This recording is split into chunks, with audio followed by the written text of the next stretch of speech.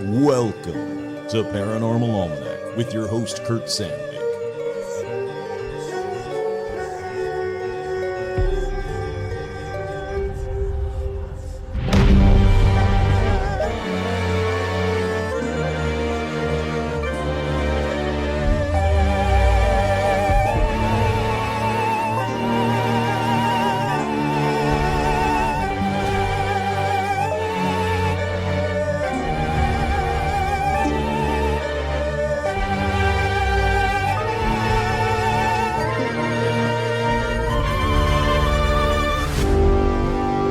Plus audiai, hospes plus sam Kurt Sandvik et welcome ad Paranormal Almanac.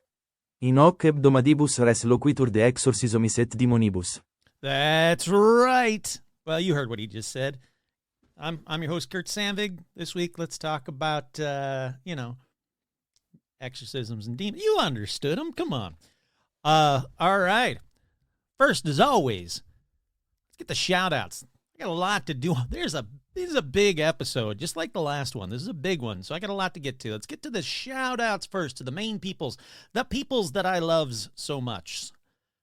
Shout-outs going out to Corey, GC, a Yowie ate my homework, Tracy, hey howdy hi, Newt MacGyver, getting MacGyver on it, Brandon Melton, Avril, Loch Ness, not a monster, Stacy, Leviathan, the Wicked One, Ilsaid, Brian, Heather G's, Jeffrey B, Chani the Pommy, hey howdy hi, JT, Doogie Hoare, Mike G, Tracy B, Richard, Alec, Karen, Duran, Lori, Rebecca, Ann, Stephen Sher, Jane Ann, Jennifer, Heather G, your friendly neighborhood skinwalker, Zuzus, what's it, Nico Sher and the Mouse, Andrew M, Mark and Tina, Tortuga, JB, Andy, Virginia Mailman, Tony the Magician, Jason, Vicky, Crow, Labita Works, Isabel, Jen, Amber, Tracy, Kelly Joe, woo, Kick-Ass Magic Robot Webcomic, Sandy, Paige, Cow, Scott, Andrea, Melody, Vanessa, Becca, Jake, Charlotte, and the Beasties, If I Was the Devil, Sherry, Elizabeth, Art Muffin, Tim, Kenneth, Alexandra, George, Zozo the Demon, Hayden, Cindy, Ashley, Robin, Will, Lauren, Russell, Isabel, Audra, Dorian, Cindy, Paula, Jerry, Jeff, Joe, Lawrence, the Lawrence Strong, hey howdy hi, Veronica, Autumn, J Mark, Carolyn, Nanashi, Todd, Jamie, and Elijah Hendrickson, Dan, Laura Pitts, and Gamer Fan. Thank you all for sticking with me. Whew, special shout outs going out to the Joe Teague and my boy Stitch. Love you both. All righty. First, let me say, yesterday, I was helping a friend at her parents', well, what was her parents' house in Altadena, sifting through, trying to find some stuff. So you'll have to forgive me, even with the mask on and the hazmat-looking suit thingy on and goggles on. My voice is thrashed, is gone. So yeah, you have to forgive my voice on this one. I'm very, I don't know if it comes off on the microphone, but I feel so stuffed up and like pressure. But again, I was wearing that N95 mask and I had the goggles on the whole time, like 99.9% of the time. I only took it off because my goggles would fog up, or the mask, I was like, oh God, it was hot, But hopefully it doesn't come off too bad, because I'd hate for it to sound terrible. Let's see, what do we got? Oh, I got something to tell you guys. I got a new song out for these 70-something people that listen to my songs. It's out on Spotify, Amazon, wherever you get your music. You can find this song, including on Instagram stories and whatnot when you add music to your shit. But it's called Bigfoot's Got Big Feet, but here, I'll play a little bit of it. And I'll tell you a story about a Sasquatch. What's a Sasquatch? Well, he lives in a forest and he's really, really tall. How tall? How about 10 feet tall? That's twice as long as a ping pong table. That's true. He's big and he's hairy, living in the woods. He might seem scary, but he's really good. He likes to hide and he's kind of shy. But there's one more thing about this hairy guy. Got a tiny dick. That's right, he's got a tiny dick. That's a little brief. If you liked what you heard, go find it. Watch the YouTube video. I don't know. It was something stupid. It was something fun. It was something I wanted to do. And it actually I thought of the idea forever ago when I did this episode, Albert Ostman episode, way back in the day. So the story is actually based on, or the song is based on a true story that Albert Ostman was kidnapped by Bigfoot, by a group of Bigfoot in Canada in 1920. And one of the things that he came out like saying, they're like, oh, tell us about it. What was it like? One of the things he had to say was, yeah, they got tiny dicks. And I'm like, about 2 inches tall, about 2 inches long. And I'm like, come on, dude. Like when I was doing the story back in the day, and even now when I think about it, I'm like, that's your takeaway? You got kidnapped by Bigfoot, by a family of Bigfoot for days and had to like get one of them sick so you can get the fuck out. And the big takeaway was, they got tiny dicks, which makes me wonder is like, is Albert Ostman, I'm sure he's passed away by now. I'm sure it's safe to say this. Was Albert Ostman just kind of like, you know, trying to deflect from his own shortcomings? Like, was like, you know, like he got to the next girlfriend or the next wife or whatever, and he's like, hey, you think this is small? You know, I got kidnapped by Bigfoot, by a bunch of Bigfoot, and they got 2-inch dicks. That's what they got. They got 2 inches. So I'm like packing at least what a Bigfoot has, and they're huge. Like, it was a weird takeaway from the Albert Ostman. Like, that's his big takeaway from being kidnapped. So I was like, well, I got to write a song about it eventually, and I did, and now it's out there for the world to enjoy. But yeah. Spoiler, I speak another language in it. The first time, I do it correctly. The second time in the song, I screw up. So you got that to look forward to as well. Also, there's a new store. That's right. It's the same store. It's TeePublic as, you know, as usual. But I guess they got sick of me going like teepublic.com/stores/paranormal-almanac. They got tired of me doing that. So they're like, hey, everybody, here's a quick way of doing it. All you have to do is go to paranormal-almanac.dashery, that's DASHERY.com. paranormal-almanac.dashery.com. This one helps out me a little bit more, I'll be honest. So if you're going to buy merch, please buy it through this one. And please buy some merch. You know, there's like 8 pages of different shirt styles, and more will be added soon. So you got that. There's a little spoiler for you. All right, let's get right into paranormal news so I can cough for a minute while this song is playing. Paranormal news.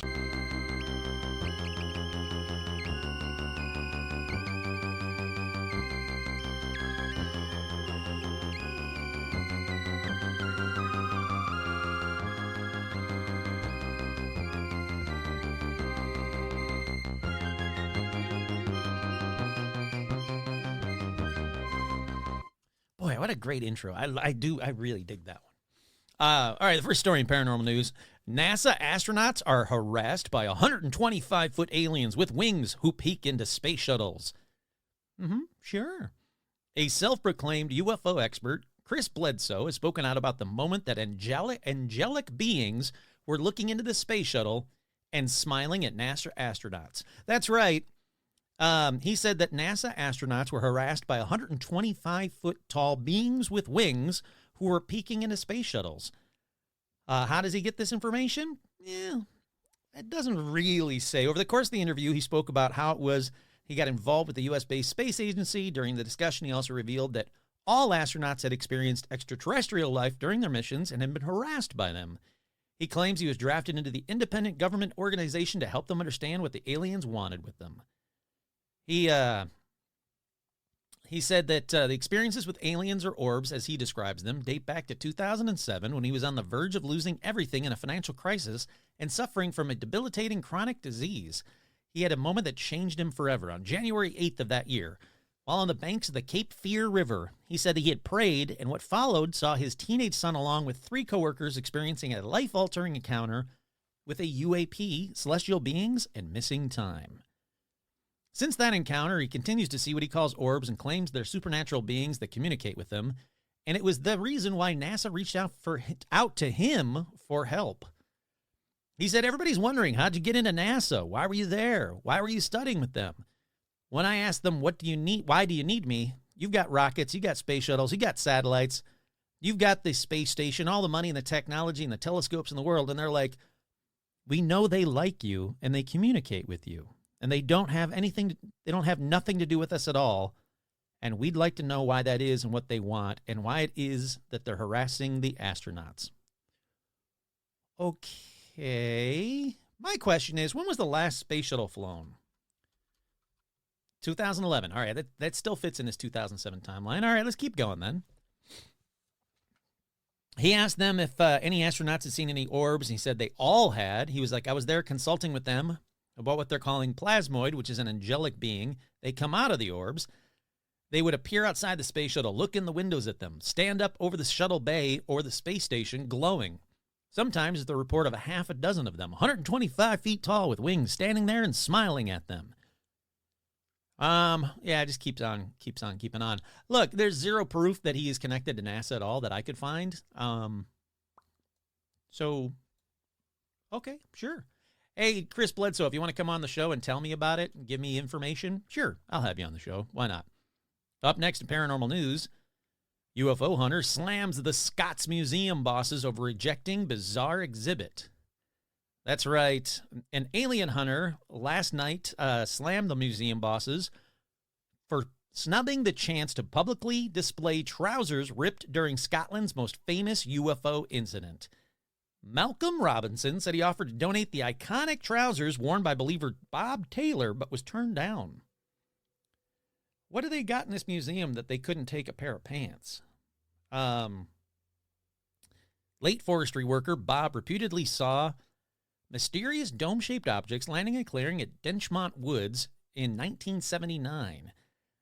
He later woke up in a disheveled state before going to the cops, but they attached themselves to his trousers and ripped them. So yeah, alien trousers.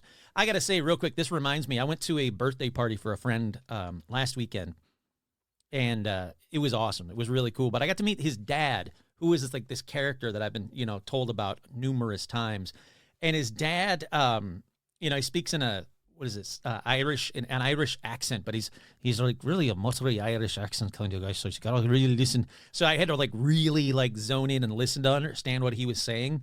But he told me that he had a couple of paranormal experiences that were freaking rad. I was like, man, I got to get him on the show. So I'm not going to tell you them, hoping that he'll come on the show or I can at least record him one time. But he had a couple of paranormal experiences, a couple of ghost experiences, and then he was also connected to, do you guys remember me telling a story a long time ago about this poltergeist that kept throwing rocks onto the roof of this garage in, I think, Ireland, or in the UK, definitely, and the rocks would seemingly come down through the roof? He witnessed that. He was there at that time and witnessed it, and he was shocked that I knew what he was talking about. So it was a way cool hangout with him. He seemed like a very cool guy. But anyhow, up next in paranormal news, Loch Ness Monster, not a monster, is a common water creature, scientists suggest, after a prod from Prince William. That's right. During a visit to Nature Metrics, a research lab near London, the heir to the throne asked if the institution's ability to extract environmental DNA, or eDNA, from water and other natural substances meant that they might have the answer to what Nessie is. And, let's see. Firm founder Dr. Cat Bruce then claimed the so-called creature was more likely a very big eel. Yeah, that's the one that keeps coming back, that Nessie's just some ginormous eel.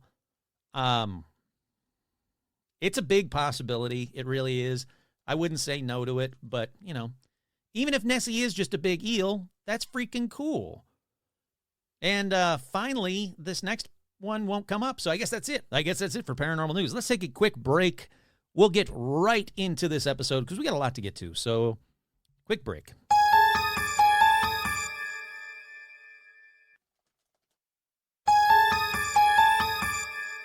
We are back. Previously on Paranormal Almanac. Let's see. I was talking a lot about Exorcist and the Catholic Church and how many signs that you could be possessed or how to tell if someone's possessed and all this fun stuff. It was a good episode. Go back and listen to that one. That took a lot to make that episode and this episode. But now the conclusion to the Vatican's Exorcist and the demons they loved.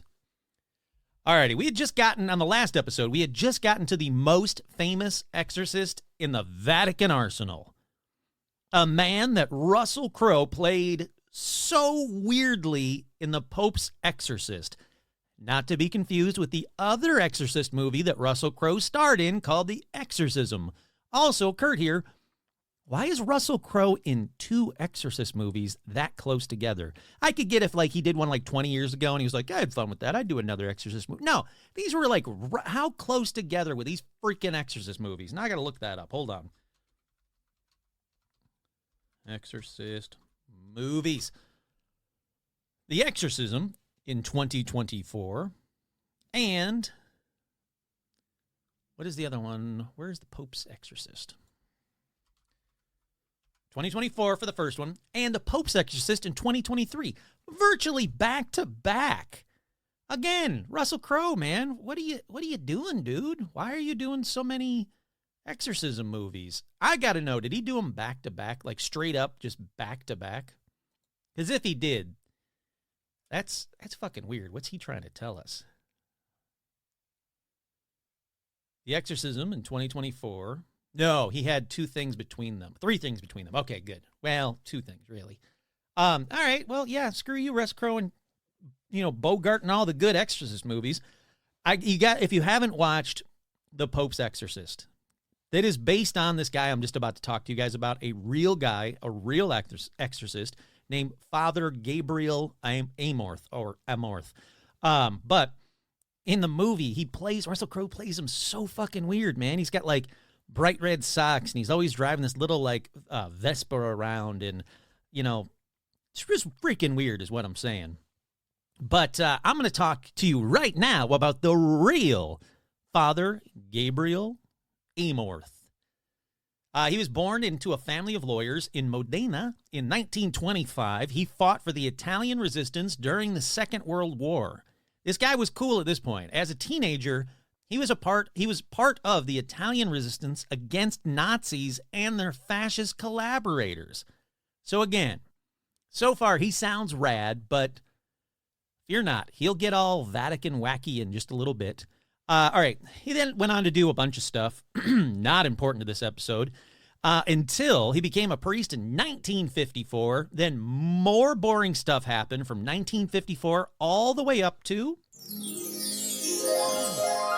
June 1986. Now he's 61 years old when he was unexpectedly appointed exorcist of the Diocese of Rome. He first served as an assistant to the exorcist Father Candido Amatini. That guy was the leading exorcist. The bigwig of all exorcists. Should I have started this episode with that guy? Maybe, but I don't know. Father Amorth, there's a lot more, about him online. And he wrote a big book that was like real. I'll talk to you about the book in a minute. But I thought about it and then I decided, now I want to get into demons. If I keep going with every exorcist in the world, I'm not going to get to it. So, Amatini dies in 1992. Father Amorth succeeds him. So, in short, he said he performed over 60,000 exorcisms. That's right, 60,000 exorcisms, starting when he was 61 years old, which, if I stop right there, that is a holy shit, that's a shit ton of exorcisms. But with everything Father Amorth, the more you read, you have to read like everything, because he loves to throw that number out. Sometimes it's way higher, 70,000, 60,000, 70,000, 100,000. I mean, he just keeps going with the numbers. But in his biography, An Exorcist Tells All, which is a good book. It's an award-winning book. It's national bestseller book. In this book, An Exorcist Tells All, he clarifies that an exorcism is an individual prayer or a ritual ranging from a few minutes to many hours in length. He therefore could perform dozens of exorcisms per day. He said it was usually on troubled souls appearing on his doorstep, and he also counted doing multiple exorcisms on the same person as its own exorcism. So yeah, this guy's very liberal with how many exorcisms he's actually done in his life, because by his own admission, only 100 of the 60,000 plus exorcisms that he performed were for outright demonic occupation. So, yeah, way less than 60,000. That's like me saying I've done an exorcism every time I say God bless you to someone who's sneezed. But he did exorcisms. He was considered the lead Vatican exorcist, also considered as the Pope's exorcist. He was an exorcist for the Diocese of Rome. He was the guy that they sent out anytime there was an exorcist needed. And he also collaborated with a group, a team of exorcists. He was the honorary president of the International Association of Exorcists, which is exactly what it sounds like. It's a private members-only group of exorcists. So I looked into that because I was like, can I join the International Association of Exorcists? Short answer, no. Although the membership is restricted and exclusive, by 2000, the year 2000, there are over 200 members in the International Association of Exorcists. They meet biannually in Rome. That's got to be a party, man. I want to talk to those dudes. I want to go to that meeting. The association sends out a quarterly newsletter where members can tell of their particularly interesting or difficult cases. An exorcist priest must have the permission of his bishop to join this group. So I thought, okay, I know a bishop. I know the Sean Bishop. His name is Sean Bishop. So I'm going to try and ask Sean for permission before I join this group. But, fingers crossed. I wouldn't mind meeting biannually in Rome. I wouldn't mind getting a cool quarterly newsletter. Right now, I get the stupid AARP newsletter every quarter, and I hate that fucking thing. So send me a cool one about exorcists. Alrighty. So, back to Amorth. Let me give you like a Reader's Digest version of him from this point on. He writes this book, The Exorcist, and Exorcist tells a story. There are a ton of quotes, a ton of info from it that I'm going to give to you in little bite-sized pieces. The symptoms of possession often include violent headaches and stomach cramps, but you must always go to the doctor before you go to the exorcist. That's good advice, kids. If you have a headache, don't go like, oh, God, I got a headache. I got to go to an exorcist. You could be just dehydrated. Maybe you drank too much. Maybe, it's just the world getting to you. Stomach cramps? You got stomach cramps. Go to a doctor. Actually, first, eat something. That doesn't help. Sure, go to a doctor. If that doesn't help, sure, maybe go to an exorcist. But Amorth said, of the thousands of patients I have seen, only 100 or so have been truly possessed. What does that mean? What does truly possessed mean? Well, there are 6 forms of demonic activity. So do a quick self-check while I give you these 6 forms of demonic activity. See if you have a demon. Come on, kids. Let's see if you've got a demon. Step 1, temptation. Uh-oh, I got that. Like, temptation in any form, not just like, I gotta fuck that girl. No, I'm talking like temptation in any form. Like, are you tempted by a Doritos commercial and you go like, I gotta go buy some Doritos. I haven't had Doritos in forever. I'm gonna go buy some Doritos. Boom. You could have a demon. Or are you tempted to, thought about like, I could just pocket this and walk out right now. There's nobody in this fucking store. I just put this in my pocket. Tempted. Boom. You might have a demon. Any kind of the Temptations. If you're like, I haven't listened to the Temptations in a while. Boom, you might have a demon. You might have a demon. Now I'm starting to sound like that hillbilly comedian. What's his name? You might be a redneck. Who the hell was that guy? You might be a redneck. Jeff Foxworthy. I'm like the Jeff Foxworthy of Exorcist episodes right now. All righty. Temptations. Any kind of temptations. You might have a demon. Number 2 on this list. Clairvoyance, and this is the widest form of a definition of clairvoyance ever. It includes up to guessing what's about to happen, or deja vu, or you think about somebody and they text you. Yeah, guessing what's going on, guessing what's going to happen. You're watching a TV show and you kind of guess what's going to happen.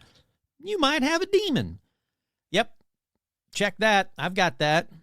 He says, the quote, typical gifts of power that Satan gives to his faithful followers.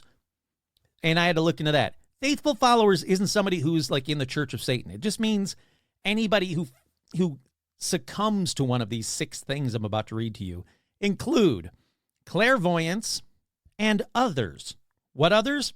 He's kind of iffy about like what are the others.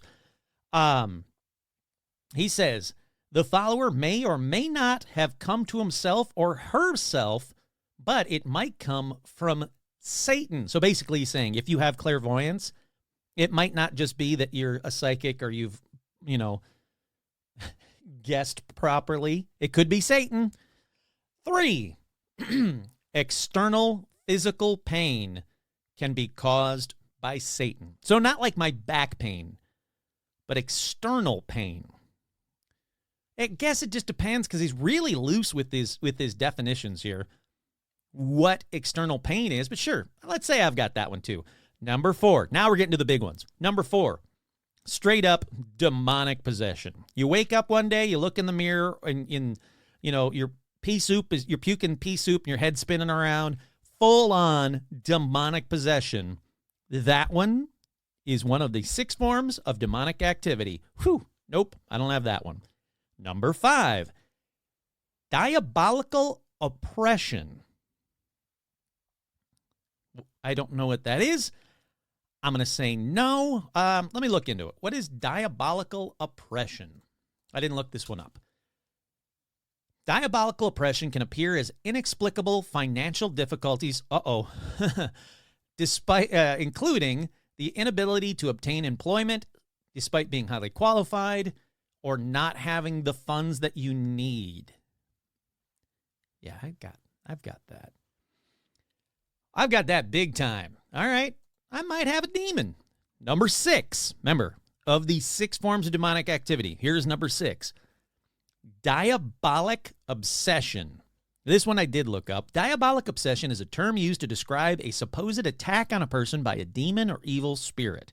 It can cause irrational behavior, self-harm, mental illness, and here are some signs of diabolic obsession. Sudden irrational thoughts. You know that thing I just did about like Doritos. I haven't had. Boom. Suicidal thoughts. Thankfully, no. Difficulty sleeping. I've got that. Mental images of the demonic. Well, yeah, I've been working on these episodes for a long. Yeah, yes. And plus, I watched that amazing TV show, Evil, and Katja Herbers as the demon. Oh, yeah. Lucid dreams of the demonic. Thankfully, no. Physical markings on the body. Haven't checked, but I'm going to say no. Physical illness. Yeah, my back sucks. Mental illness. Yeah, my brain sucks. Criminal behavior. No. Causes of diabolic obsession. A curse or possession. So in the medieval period, demonic obsession was often used to explain basic mental illnesses. But this isn't the medieval period. Remember, he's from nowadays. He just died recently. Spoiler, he's dead. Amorth, that is. So this is nowadays. And Amorth is saying, look, that is a big one. Many physical and psychological illnesses that were once attributed to this thing were epilepsy, schizophrenia, and Tourette's disorder. Shit. Alrighty. Number 7. Kurt here. You clearly said, Amorth, that there are 6 forms of... Yet we're on number 7. Okay. The number 7 check to see if you might have a demon. Diabolic infestation. Had to look this one up too. Diabolical infestation is a type of demonic activity that affects objects, animals, or property rather than people. It can be characterized by sounds, apparitions, and objects moving on their own. Oh my God, like that's ghosts. That's the basics for ghosts. All right. Signs of diabolical infestation. Footsteps. That's a basic ghost one. Voices. That's a basic ghost one. Apparitions. Basic ghost one. Furniture or other objects moving without human agency. That's ghosts. Knocks. That's ghosts. Laughs. That's ghosts. Physical markings on the bodies. That's ghosts. So basically, if you've ever seen a ghost, you might be a demon, or you might have a demon. Other types of demonic activity. Here's where he gets a little bit more specific. He says, temptation is when the devil subtly invites a soul to sin. Oppression, when a demonic activity subtly starts outside the soul and enters within. How? Ooh, wait and see. Possession, when the demonic directly enters one internal will and intellect. The factors that Father Amorth says contributes to diabolical infestation. Moving into a troubled home. Bringing a cursed object in. Oh, God, I've got one of those. Bringing a cursed object into the home. A family member engaging in black magic in the home. The person has a history of using black magic. Number 8 of the 6 signs that you might have a demon. Number 8. Father Amorth, you don't count very well. Diabolical subjugation or dependence. All right. This last one is the worst of them all. This is the kind of demonic attack that anybody who practices witchcraft, black magic, basically the devil ultimately will consume you. Diabolical subjugation or dependence, boom, you are now the devil's bitch. You have to do what the devil says, so the devil's in you. All right. So yeah, he lumps a few of those together so he can make 6, not 8, but there you have it. The 6 things to see if you have a demon. How did you score? Let me know in the comments or email me or wait till the next live episode because I got to do one of those soon. I miss those. But yeah, a lot of ambiguous things on that list of 6 things to find out if you have a demon. Alrighty, so here's some Amorth quotes. Father Amorth quotes, an unnecessary exorcism never harmed anybody. Kurt here. Except for every Exorcist paranormal news story that I've ever done where the person dies. But sure, according to Father Amorth, an unnecessary exorcism has never harmed anybody.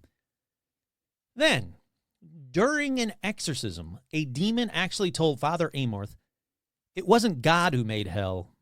It was us. He hadn't even thought of it.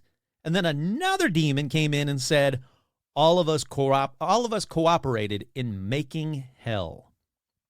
I will say that should be in an Exorcist movie because that's a pretty good line.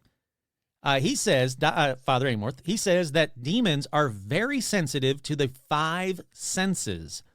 Why do you think that? Well, a demon once told Father Amorth, we enter through the senses. He said, the final goal of the devil is to bring a person to despair and suicide, and they will use any sense possible to get into you to do that. So, sight, sure. Smell, sure, I guess. That's weird. Hearing, what are the 5? Touch? You know what the 5 senses are.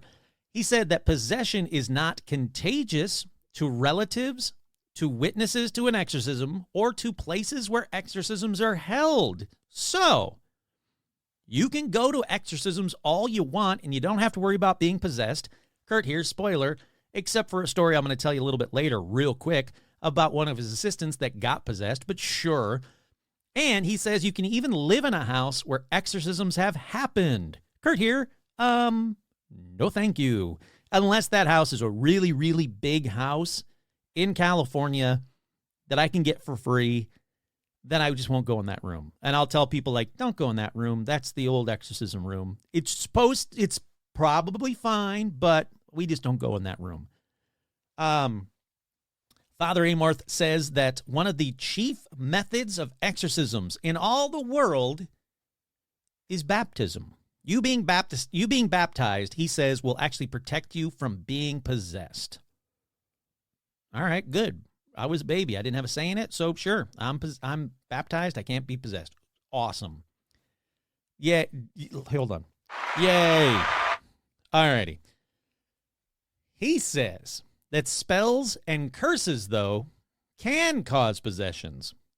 That almost always in cases of evil presence during an exorcism, he says the person's eyes will look completely white. He goes on to say, we can barely discern, even with the help of both hands, where the pupils are towards the top or the bottom of the eyes. They just go pure white. So Hollywood's kind of got that wrong. Where like Supernatural, the TV show, where their eyes go black every time it's a demon. No, it's supposed to be the eyes go pure white. He also claimed to, quote, speak with the devil every day. Which, I gotta say, it sounds like one of those 6 things that you aren't supposed to do, but, you do you, Father Amorth. I don't want to speak to the devil every day. No, thank you. He was very aware that many of those who came to him may have suffered from might have suffered from mental illnesses or mental health difficulties. But he says they probably weren't possessed, but I'm going to do one anyway every time. So no matter who came to them, if it was obvious that they just had epilepsy, he was like, nah, fuck it. Let me try and do an exorcism anyway. Maybe it'll get rid of the It never did, but he said, yeah, a lot of people, mental health, they would come to his door. Boom. He would just give them one of those little speedy couple of minute exorcisms and boom, they're on their way. All right. Here's a couple of, Vatican wacky quotes. There's going to be a couple throughout this. He was speaking at a film festival in Umbria in 2011 when Father Amorth denounced yoga as satanic. Why? Because it promoted the practice of Hinduism and, quote, leads to evil, just like reading Harry Potter does. Wow, that is 2 back-to-back wacky, Vatican wacky quotes right there. Am I surprised about the Harry Potter one? Not so much. But yoga, that's what you're going after? It seems to me like he was flipping through some TV and he got to yoga and then he got tempted. That's all I'm going to say. He also spoke out against psychics and Freemasonry. Why Freemasonry? That's right, like Masonic lodges. Well, because they are a secret society with private members. Kurt here, you mean like the International Association of Exorcists you won't let me join? Like that little secret society? Come on, man. He declared that Hitler and Stalin had been possessed by the devil. Sure, I could see that. Evil is just evil, so yeah, all right. I'm with you on that one, probably. He thinks that demons are about 1/3 of all created angels. However, even though that there are a lot, he's like, there are a lot of demons. He said there are probably more angels. The demons are only 1/3 of all angels, so there's more angels out there than demons. So we got that going for us. But if the demons were visible, they would obscure the sun. That's how many of them there are. He said the devil is not everywhere, but when he is present, it is painful. Sure, except you talk to him every day, dude. He said the devil is pure spirit, invincible. He is shown with the painful blasphemies coming from the person which he possesses. He can stay hidden. He can speak different languages. He can transform himself. Okay, not helpful, but sure. Here's some fun things that he did or he got. Some prizes he got. Let me put it that way. Here are some prizes he got while doing exorcisms. He says he had collected nails, glass, and pieces of metal vomited up by people who were possessed by the devil. And he kept them in a pouch that he carried with him. He said some had vomited metal the size of a human finger. Others had vomited rose petals. First one's creepy. Second one, a little less creepy, but kind of sweet. Aw, they like Father Amorth. He believed that demons used spitting as a tool of possession, and that is a key sign if someone is possessed. Okay, I don't know how that helps me. He believed that wizards, including Harry Potter, were responsible for satanic influence, and he meant any wizards. Lord of the Rings, boom, Satan. The guy on the box of Cookie Crisp, boom, Satan. Like any wizard. Name a wizard. Merlin, Satan. I can't think of any famous wizards. Hold on. Famous wizards. All right. Dumbledore. Oh, he's from Harry Potter. But yeah, he's from Satan. Doctor Strange, Satan. Gandalf, Satan. Sure, why not? Let's see. Constantine, Satan. White Witch, Satan. These are all like, oh, David Bowie, sure, from Labyrinth, Satan. He's more like a magician than a wizard. I wouldn't really call him a wizard, though. From movies. Now, it's just all a bunch of Harry Potter. Like, man, Harry Potter is like the Wizard of Oz. Oh, yeah, Satan. So, yeah, he said, doesn't matter. They're all Satan. Anytime there's a wizard, you got yourself Satan. He believed that the devil's influence was strong in the modern world, affecting individuals and society. He said it wasn't something from, just the Bible. He thinks that the devil's influence was getting stronger and stronger up until the point when he died in 2016. Then Kurt here seems like it got way fucking stronger. He believed that Christian faith had weakened, replaced by superstition and an interest in the occult. He believed that all Catholic clergy should be permitted to perform major exorcisms without acquiring permission. No, thank you. That's why all those people died in every paranormal almanac news story about exorcisms. It's always like, oh, and then he accidentally killed them. No, how about you? Come on, no. He believed that only through exorcism can we determine with certainty whether or not we are possessed. Anybody, any of us, without an exorcism, without getting an exorcism, which, again, you told me baptism is an exorcism, so fuck off, but any of us could be possessed right now, and we won't know it until we have an exorcism. Any one of us can be an energumen. Remember that? The cool word from the last episode? All right, he claimed to have confronted the devil himself during an exorcism, which is rare, because mostly every exorcism I've found pretty much it's not the devil. There's only a couple instances where they say it's the devil. And the ones where the person says, like, I'm the devil, the devil wants to fuck your mother or whatever, that kind of thing. That was just people like faking being possessed, mental illness kind of a thing. But he said during one of his exorcisms, the devil himself came out and said, I am Lucifer. Well, he named himself, must be real. He believed that people could be possessed by multiple demons at once, sometimes numbering in the thousands. And each one of those demons needed to be possessed or needed to be exorcised separately. Again, 60,000 plus. He believed that demons could cause people to spit out objects like glass, metal, rose petals, like I said. He believed that demons could cause people to perform superhuman feats like throwing police officers away. He said that he has seen them throw assistants and police officers that were holding down the possessed person like they were throwing out like a can, like just a little boop, and they're gone. He said, Ouija boards are a gateway drug to the demonic. That's right, Parker Brothers. Ages, 8 to 80 or 9 to 99? They're a gateway drug to the demonic. One of his favorite quotes, men are free to choose whether they wish to live for God or against him, and therefore to opt for heaven or for hell. There is no in between. Okay, bold statement. By 2010, Father Amorth said he had moved offices 23 times because fellow priests have repeatedly complained about the screams that came from inside his chambers. That's pretty funky. Could you imagine having an office next to Father Amorth and having to listen to 60,000 exorcisms through a thin wall? Holy crap.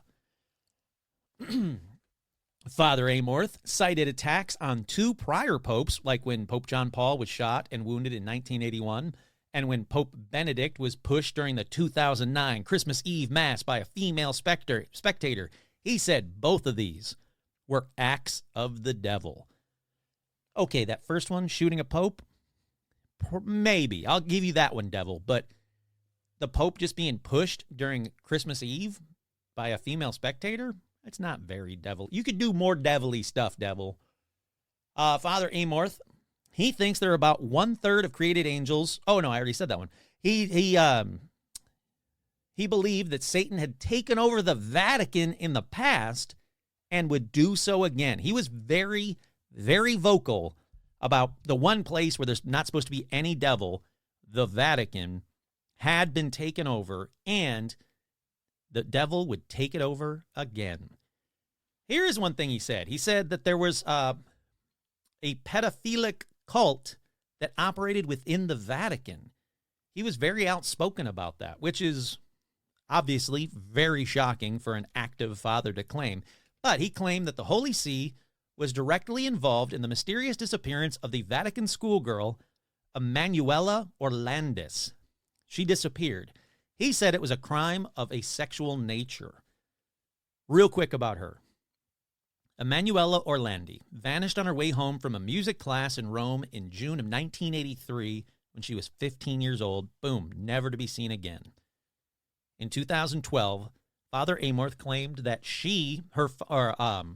that Emanuel Orlandi, her father, had worked for the Vatican, and she was kidnapped for sex parties for the Vatican police before she was murdered.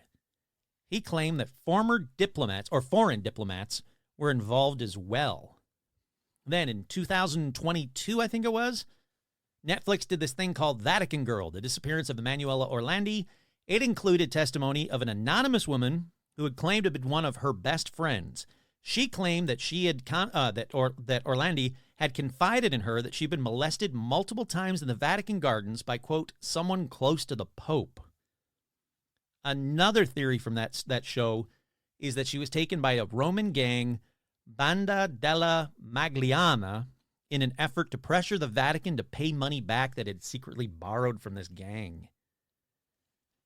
Wow. All right, that's a fucked up way to end this part of the episode about Father Amorth, but I gots to get to the demons, people. I gots to. Reminder, he died September 16th, 2016. Boom. All right, so it's demon time. First thing you need to know is, what are demons? Where do they come from? What languages do they speak? All right, let's break that down. Where do they come from? Well, that depends where you're from and what's your religion. You got your fallen angels.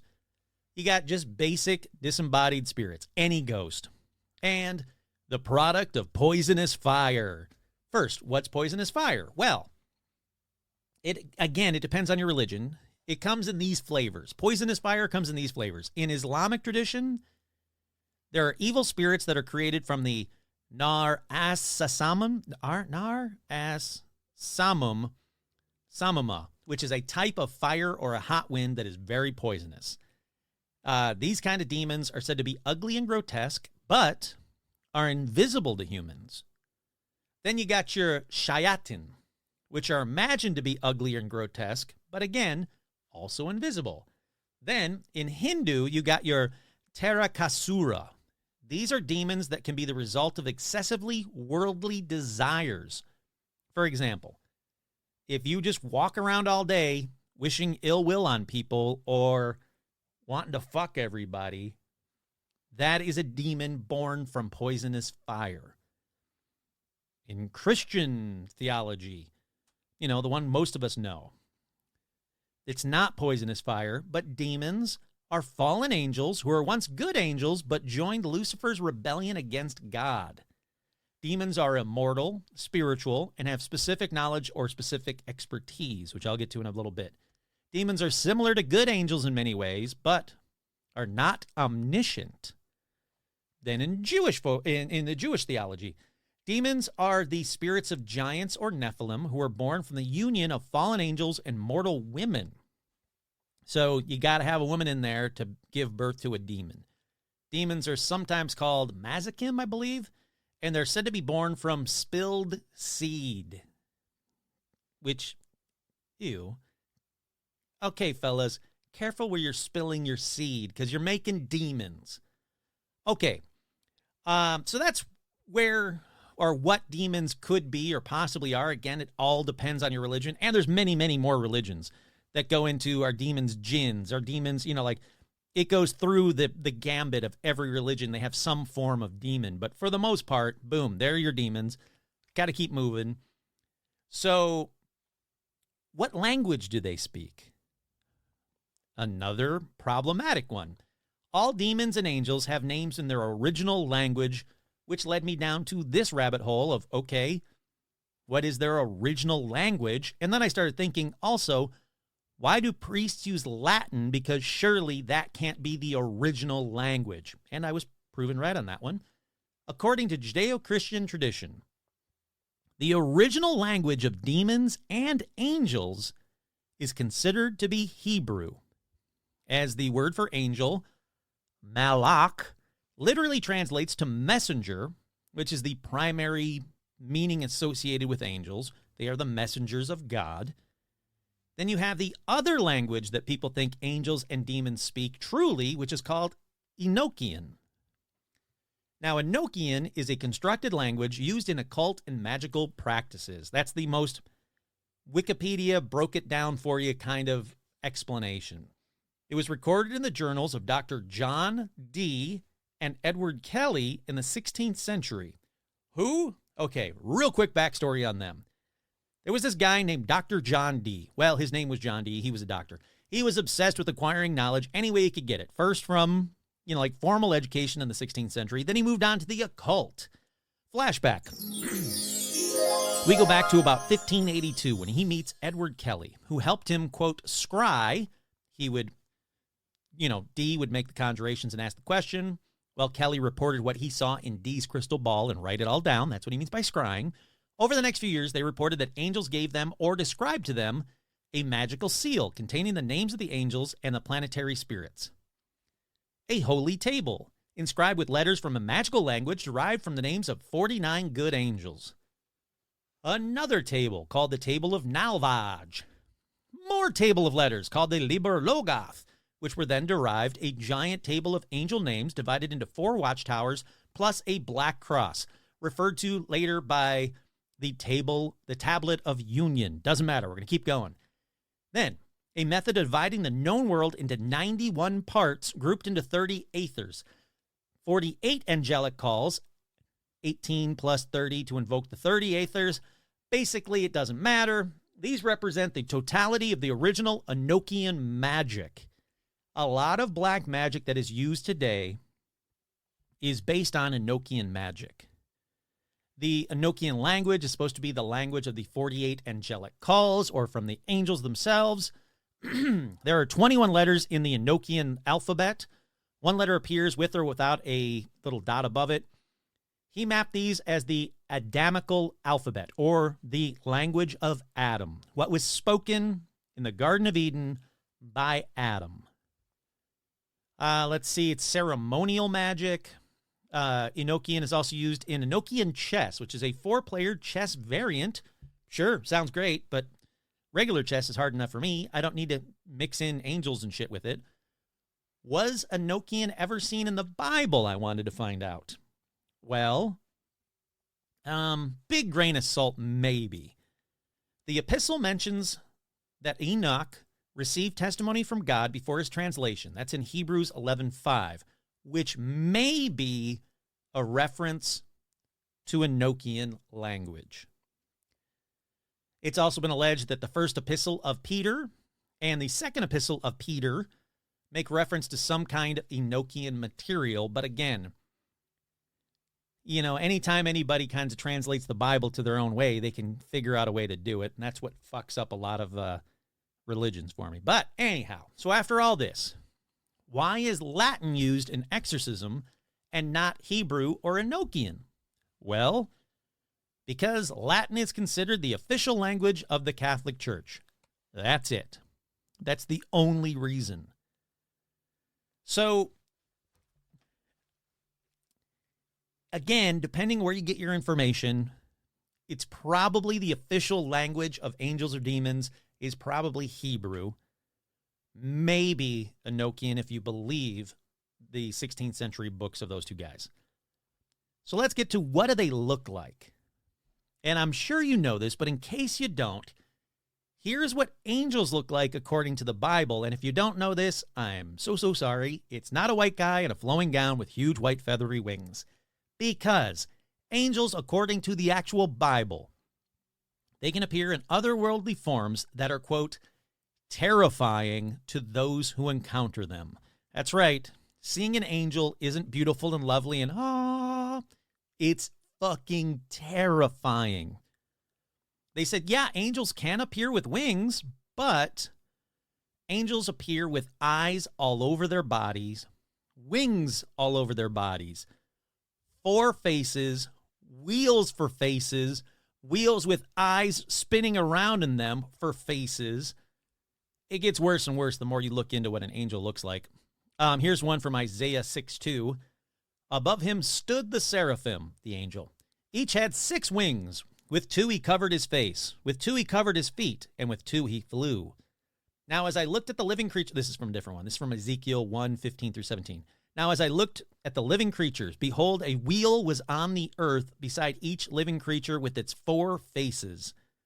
The appearance of the wheels and their workings was like the color of beryl, and all 4 had the same likenesses. The appearances of its workings was, as it were, a wheel in the middle of a wheel. When they moved, they went towards any one of the 4 directions. They did not turn aside when they went. Okay, weird. Still not angelic in my mind of what I grew up knowing what angels look like, so that was a big old lie. But, like, seriously, though, if you think about it, when I went to church, and you look at all, like, the stained glass and all the pictures of angels, it's always some guy with, like, long flowing hair in a white gown, or a woman in long flowing hair, white gown, holding a harp. Where did all that shit come from?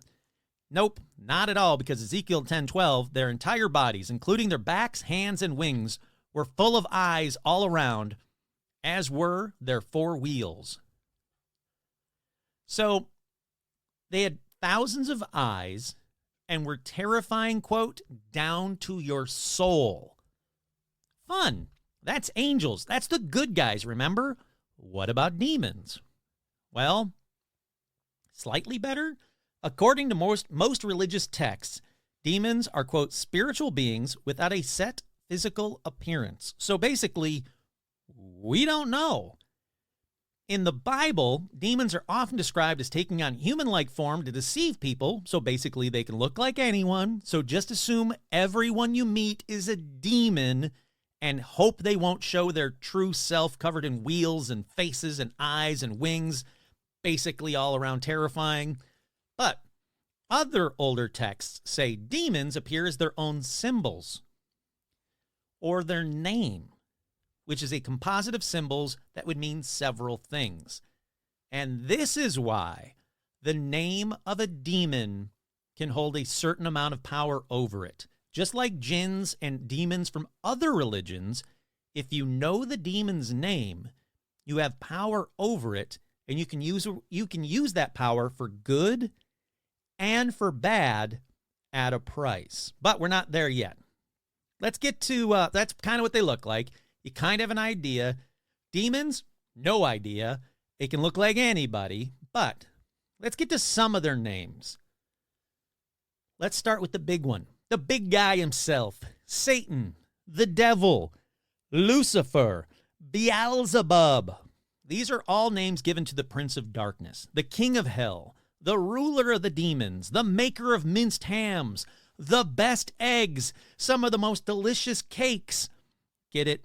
Deviled eggs, deviled ham, devil's food cake. Which I wonder if Father Amorth ever ate like deviled ham or a deviled egg or devil's foods cake.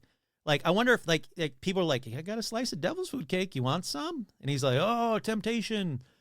So I went down a quick rabbit hole of why are they called devil's eggs, devil's food cake, deviled ham. And I found this. This is real quick. Don't worry. Don't skip ahead. This is going to be like a minute most. Why are they called that? Well, deviled eggs are called deviled because the word devil is used as a culinary term to describe highly seasoned foods. The term devil originated in the 18th century. The word devil was first used in print in 1786 to describe spicy or grilled foods. The term deviled likely comes from the association between spiciness and the supposedly hot temperature in hell. The word devil has negative connotations, so some people prefer to call deviled eggs, stuffed eggs, salad eggs, or dressed eggs. Kurt here, gross. Never ask me if I want a stuffed egg or a dressed egg. I'll say no every time. If you say I got deviled eggs, give me like 4 of them right now. The earliest record of a deviled egg was in the 13th century in Andalusia, ancient Rome. Side note, all other deviled foods are basically the same reason that I found out about that one. Another side note, coffee has been called Satan's drink because it was criticized by Pope Clement VIII and European Catholics during a time when fun activities were considered criminal. Whew! Done with that rabbit hole. Back to the demons. Okay. So yeah, the devil, or Lucifer, is the first fallen angel that took others down with him. The famous nickname as the father of all liars, the morning star, the bearer of light, which, the morning star, I always think of, the vegetarian meat, Like when I was first becoming a vegetarian, all they had was Morningstar Farms. Does that mean vegetarian fake food is just evil? I don't know. Seems like I talked about that in a previous episode, so I'll keep going.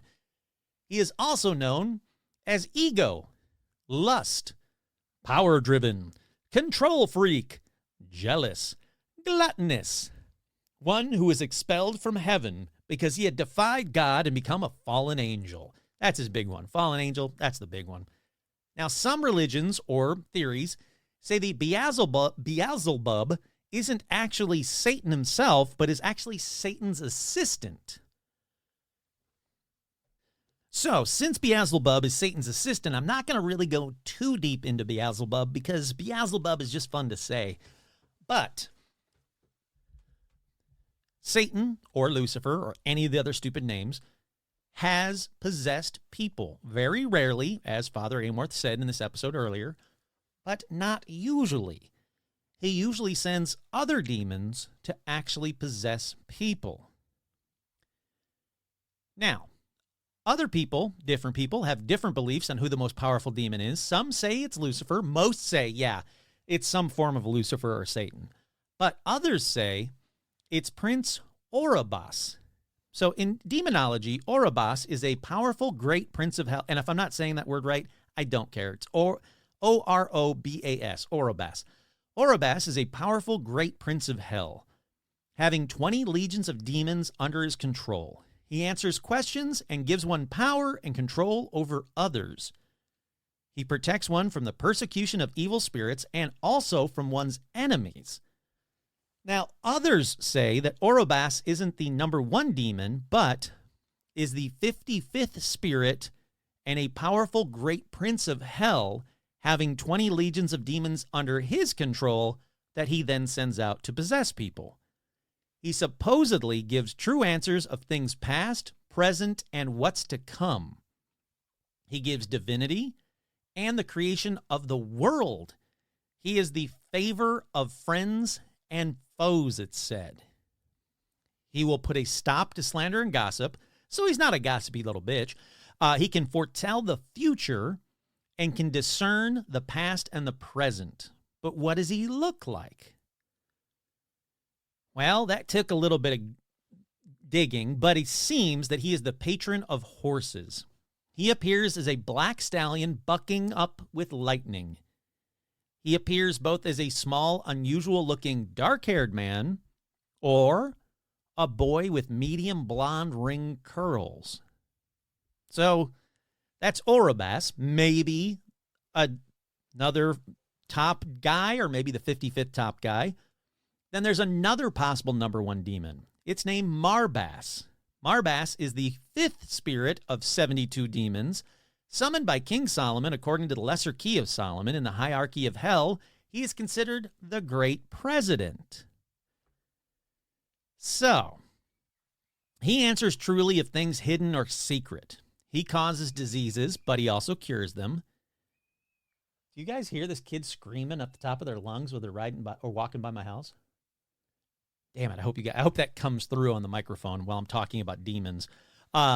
He causes diseases. He also cures them. He gives great wisdom and knowledge in mechanical arts or all arts, depending where you look, and can change men into other shapes. It's said that Marbas governs 36 legions of spirits. Astrologically, This spirit signifies unrestrained living, and he is a servant demon of those born between April 9th and April 13th. So, if you were born between April 9th and 13th and you're wondering what your servant demon's name is, it's Marbass, which made me go, well, what the hell is my demon's name? I don't know. I couldn't find it. Apparently, every astrological sign has its own demon, but that's for a different episode. So, Marbass appears as first in the form of a great lion, but afterwards, at the request of the master, he takes a human shape. It seems like everybody that has a dealing with Marbass has said he's got a lion's head. So here's something from someone who says he works for Marbass on Reddit. He says he works directly for President Marbass. He typically appears in a lion head or lion form, but can change into human form at your request. His energy is described as warm, informal, friendly, and loving. He is a daytime demon, and his day is Wednesday, making Wednesday during the day the best time to reach out to Marbass if that's what you want to do for some reason. He is extremely powerful and will expect you to live up to your word. He will use his powers against you as he deems appropriate. Respect is key when talking to Marbass. Now, this post went on for a very long time, so I'm going to boil it down for you, too long didn't read kind of way. He'll come to you in a dream, lion-headed.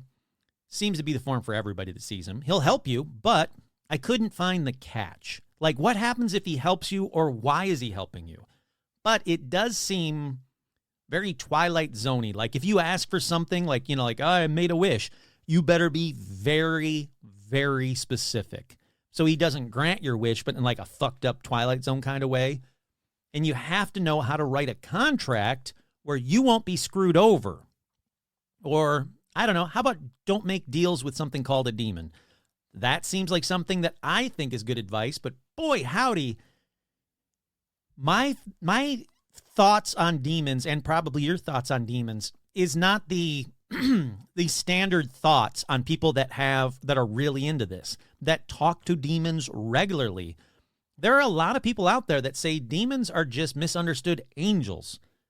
And kind of accurate, but they all say that if you know what you're doing, you know how to talk to them, and you know how to give them direct orders, they can help you immensely without like having to sell your soul to the devil. Like there's no devil went down to Georgia kind of way into it. That our thinking of demons and deals with demons is antiquated and probably from the Catholic Church, so not accurate. It's really weird. Like you go down that rabbit hole, there's a shit ton of people on Reddit that are making deals with demons. I'll talk a little bit more about that in a little bit. But the book of Abramelin, the book of Abramelin, I don't know. It tells the story of an Egyptian man named Abraham who taught a system of magic to Abraham of Worms, who was this Jewish guy from Worms, Germany. He presumed to have lived between 1362 to 1458. It lists not one king of hell or prince of hell, but 4 princes of the demons. You got your Lucifer, Leviathan, Satan, and Belial.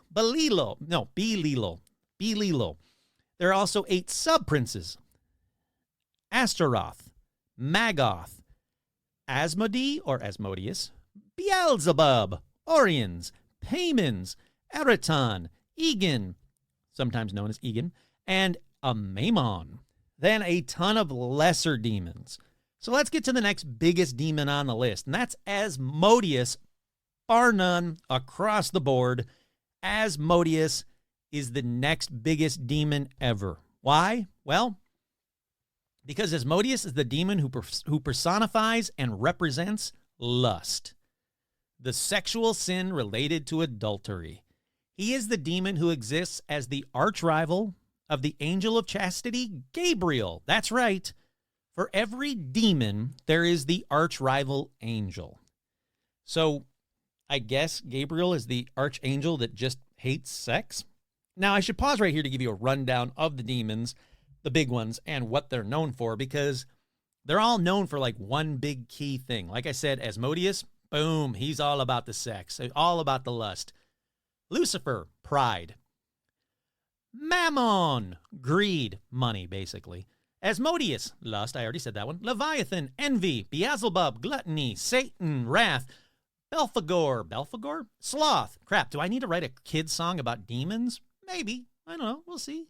That's a big enough rundown of the big ones. You got your pride, your greed, your lust, your envy, your gluttony, your wrath, your sloth. You know, the sevens, the 7 deadly sins from the movie Seven that Kurt was in. You know that? All right. So Father Amorth actually had a run-in with Asmodeus. He commanded a possessed woman named Antonella to reveal the name of the demon inside her because she was a lusty little woman. And she said, Asmodeus. Now, Asmodeus is a demon king in Jewish, Christian, and other mythologies. He is associated again with lust, greed, and destructive wrath. His appearance, it's always different.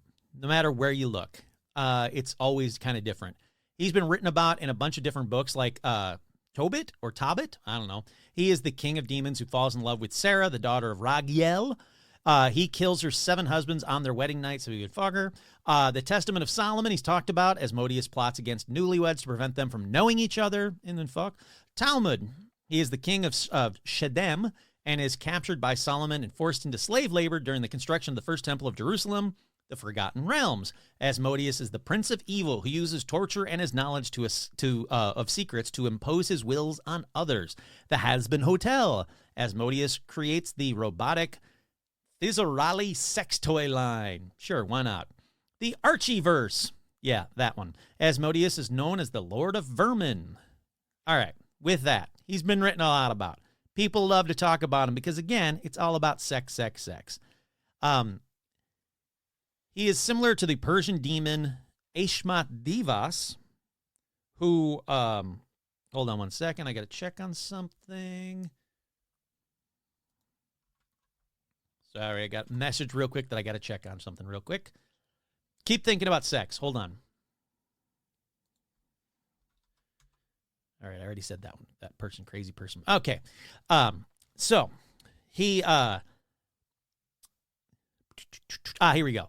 He's similar to the Persian demon Ashmat Divas, who is associated with wrath, not so much sex. In the Testament of Solomon, Asmodeus says he hates water and birds because they remind him of God. Asmodeus, as compared to other demons, he is easily evoked. Again, if you're just getting like all horny and bothered, chances are you got yourself a demon. That demon's name is Asmodeus. They said it's not even intentionally. You could inadvertently summon Asmodeus just by being horny. They said that he's problematic. He's one of the most problematic demons because of this. He loves gambling and carnivals. He hates birds, hats, natural bodies of water, and stones. Okay, kind of weird. His angelic counterpart is Raphael, who first bound him and later cast him down into the pit of hell. His mother is most likely Lilith, and his father is definitely Samuel, yet another name for Satan. Okay, but Kurt, what if I decide to make a deal with Asmodeus? How do I get rid of him? Good question, you might ask, because again, you just being a little horny could actually summon Asmodeus. So how do you get rid of him? Well, it's pretty easy. One or two ways. Invoking the name of Jesus is said to work sometimes, but invoking or evoking Raphael is the silver bullet. If you're worried about Asmodeus returning despite being banished, a statue or wall hanging related to Raphael, and Kurt here, I'm assuming they don't mean the Ninja Turtle, is the best way that you could do it. So if you're feeling a little lusty and you think, oh crap, I got Asmodeus in me, go get yourself a Raphael. First, try a Ninja Turtle. Why not? See if that helps you. It could. So next up, we have Mammon, who is possibly another name for Beelzebub, too, because why keep things clean and accurate? Fucking old text. But he's the dude a lot of people call on, not because it's sex, but because he's into money. That's right. If you're not looking to bang someone, but you're looking to get a whole lot of bucks, Mammon is your dude. In the New Testament, it is commonly thought to mean money, material wealth, or any entity that promises wealth. Mammon is associated with greed and coveting. All right, what's he look like? When he's in his demon form, Mammon is said to be too thin. To have too thin and tightly curled horns and maybe bat-like wings. Who's his angel rival? Raphael again.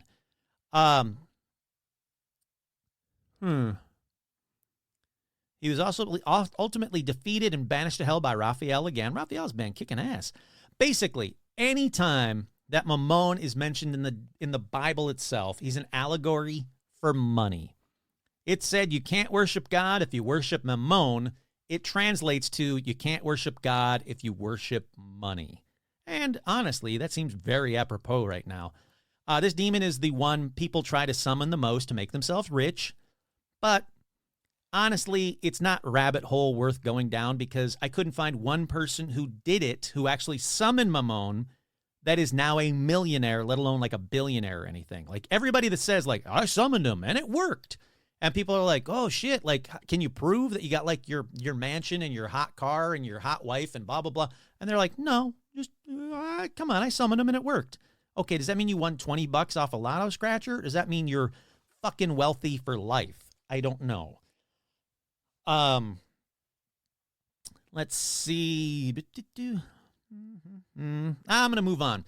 Another money demon is Clownneck.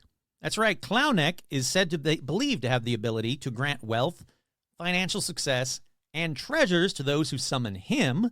Clownneck is the demon of wealth, known to be obedient to his summoners, but only to those who show him the proper respect. If you don't, he's going to fuck you. If you're like, I need $1 million, I summon you, Clownneck, and then Clownneck shows up and you're like, give me $1 million, bitch. He's going to be like, fuck you, and you're going to go broke real quick. So don't do that. Clownneck, if you were listening to this, that was just an example. I wasn't calling you that. I think you're cool. Stay away. You're good. I wasn't calling you that. Please don't make me any poorer than I already am. Like Mammon, there are a ton of books and sites with rituals on how to summon him to get wealthy if you really want to do it. But again, I can't find one person who says that they summoned Mammon or Clownneck and now are really, really wealthy. On to the next one.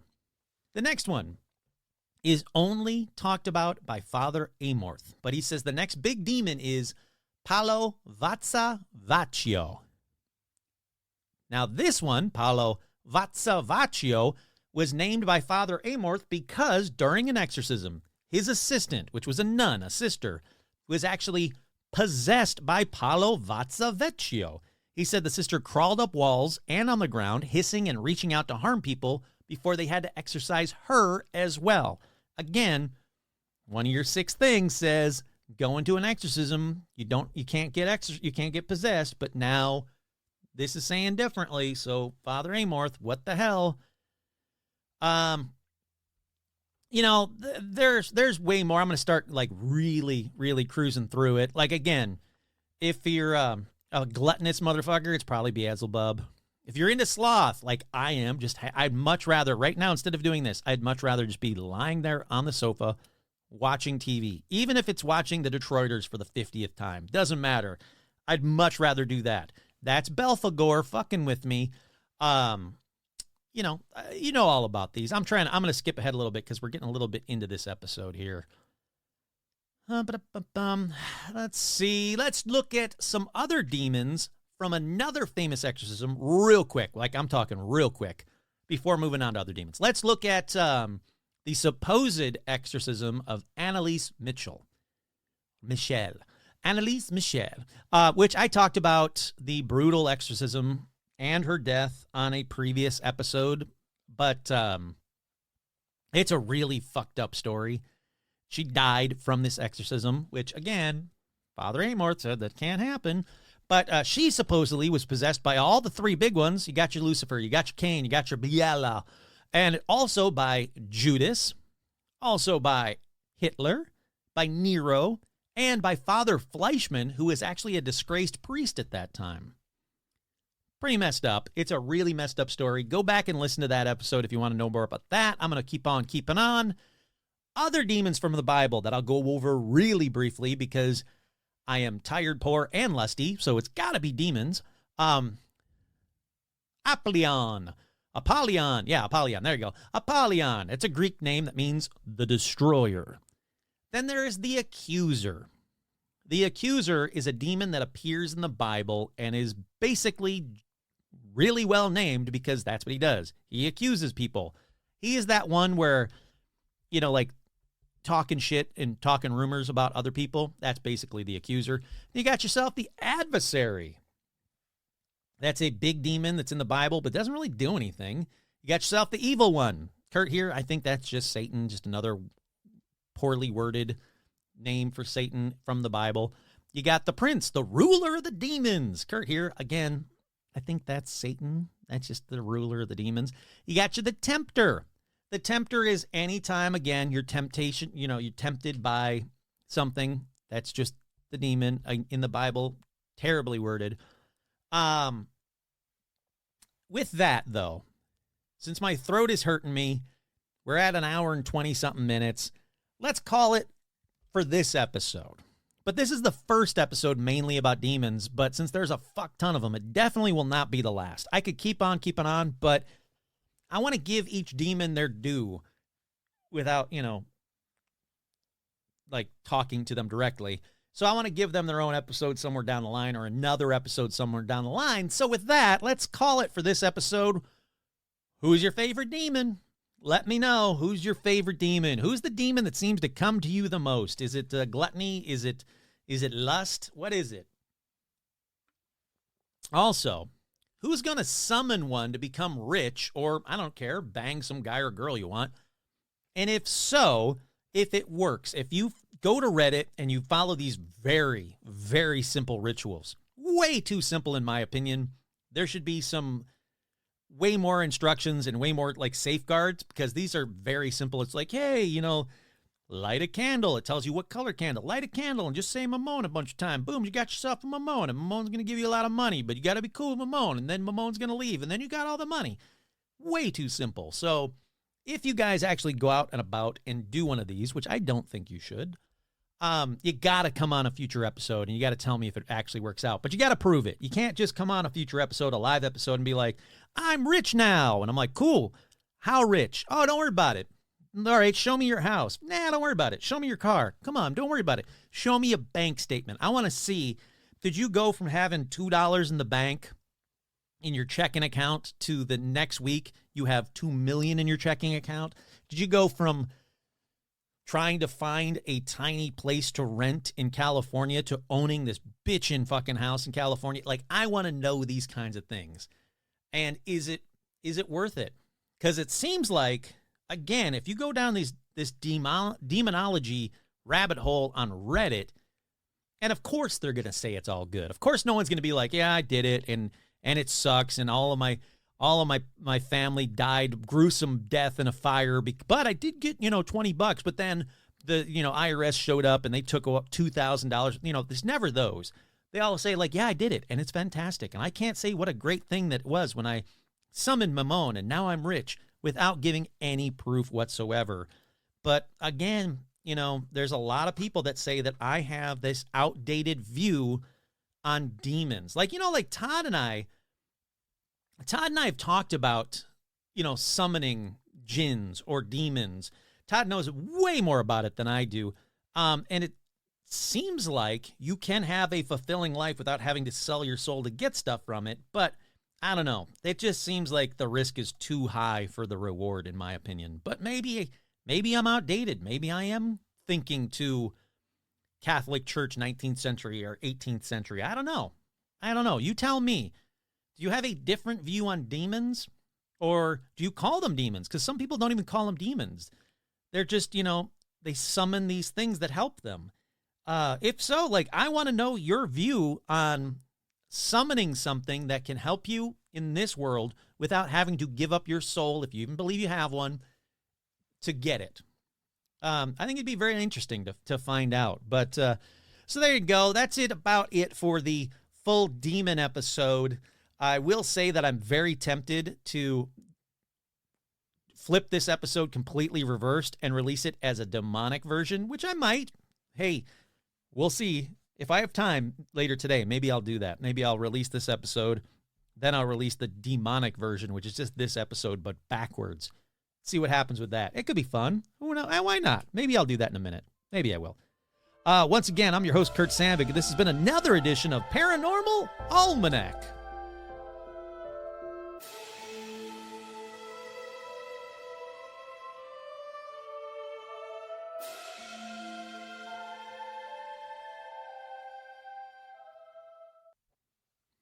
Was det vad annars kan ha missat det års